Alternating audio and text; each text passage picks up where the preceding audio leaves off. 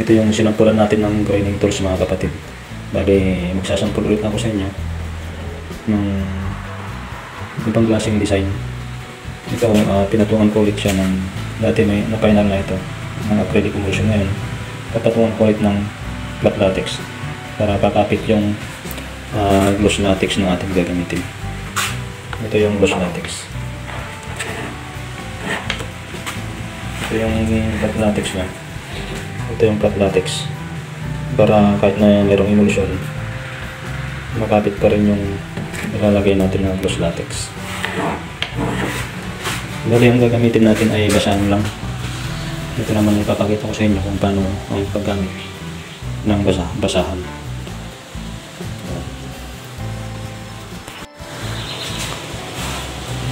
Dahil natuyo na yung flat latex natin, pahiran na natin siya ng gloss latex. Kahit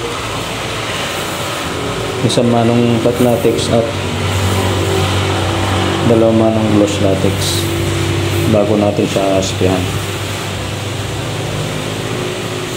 Diretsuhan ng paghalog.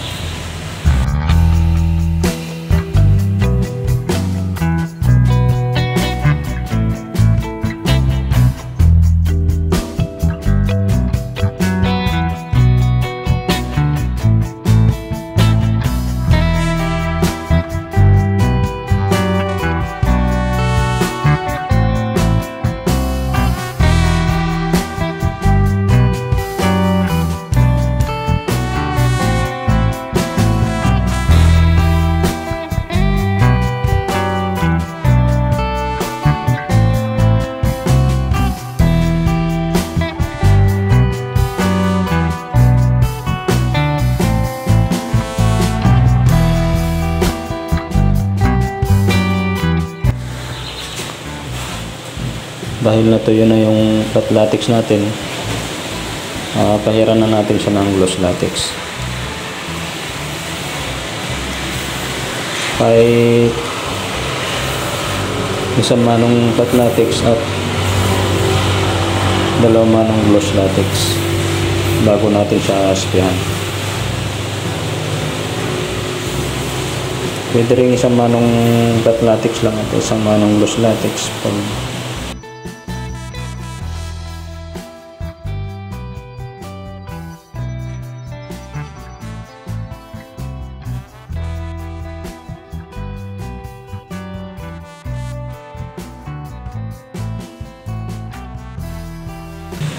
sa diretsuhan ng paghalog.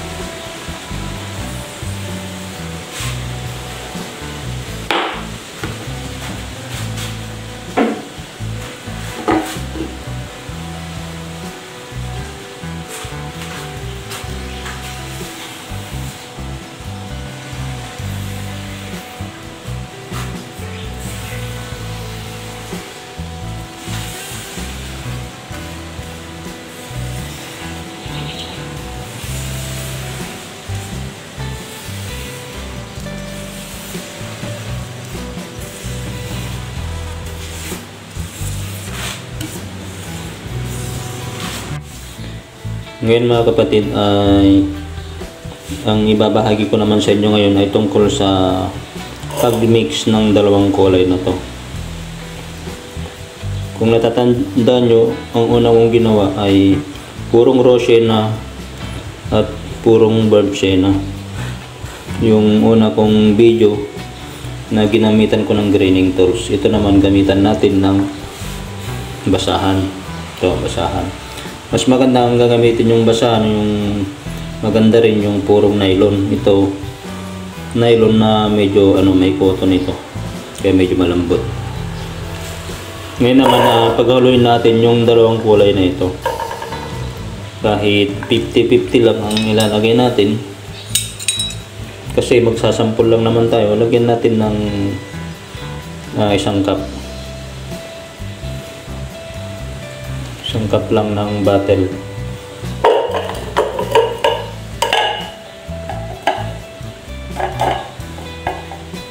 Ganito rin sa kabila. Kasi konti lang naman yung lalagyan natin. Para hindi kayo malito sa paghahalo, nag-isang cup lang. Tapos lagyan natin ng isang cup na tubig. Isang cup hanggang 2. Huwag lang masyado malabnaw. Yan. Pwede rin ito mga kapatid, pwede rin puro kahit huwag na kayo maglagay ng tubig. Kaya nilagyan natin ng tubig para medyo malambot naman yung paghagod natin. Ngayon pag nalagyan natin ng tubig, haluin natin to.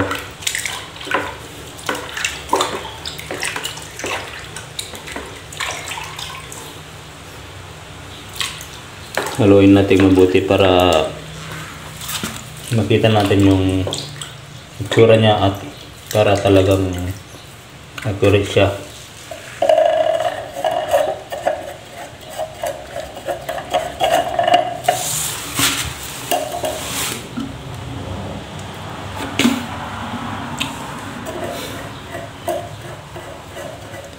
Yan, makikita natin yung kulay niya.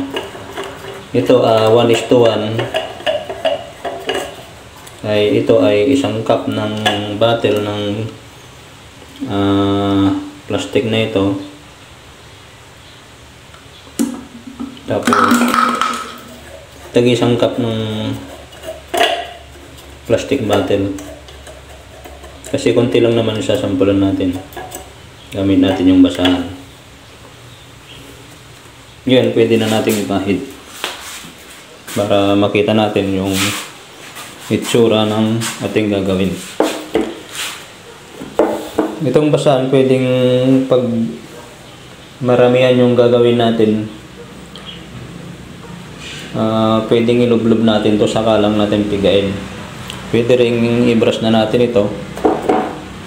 Ayan, i-brush lang natin na ganyan.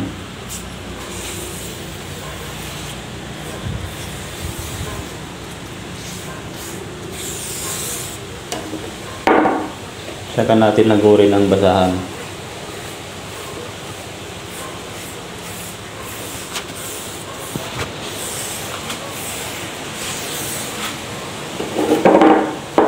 Pag malakihan yung gagawin natin, kailangan nating bilisan. Pero pag ganito lang kaliliit, kahit mabagal ka, hindi ka agad yan tutuyo. Yan. Tapos itong basahan natin, kahit kunti lang, pwede natin i-vlog ito. Water based din ito. Saka na tayo mag-vlog yung mga oil tinting color para may pakita ko rin yung mga ginagawa ko. Ihagod nyo lang yung dalawang kamay nyo, idiin nyo lang na ganyan.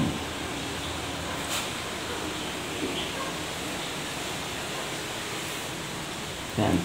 Puro diretsuhan lahat.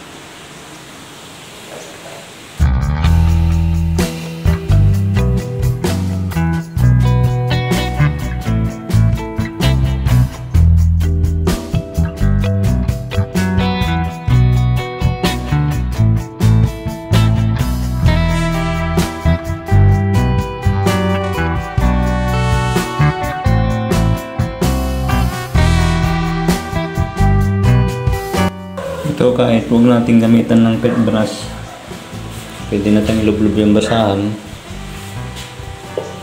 Basta wala lang kayong palyado. Yan. Pwede nyo i-habit na ganyan.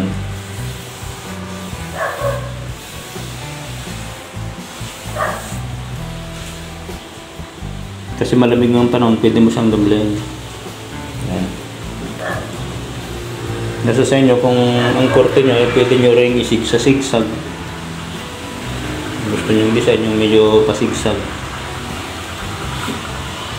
Halimbawa, ganyan. Tapos sige, hagurin nyo ng ganyan. Hindi, basta tandaan nyo, ididiin nyo lang yung kamay nyo na ganyan para magkakaroon na siya ng magandang design.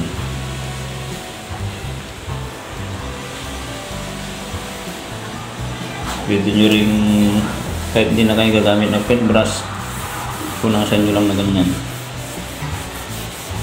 Wala na kayo makikita ang mga puti-puti. Tapos, hagurin nyo ng padiretso.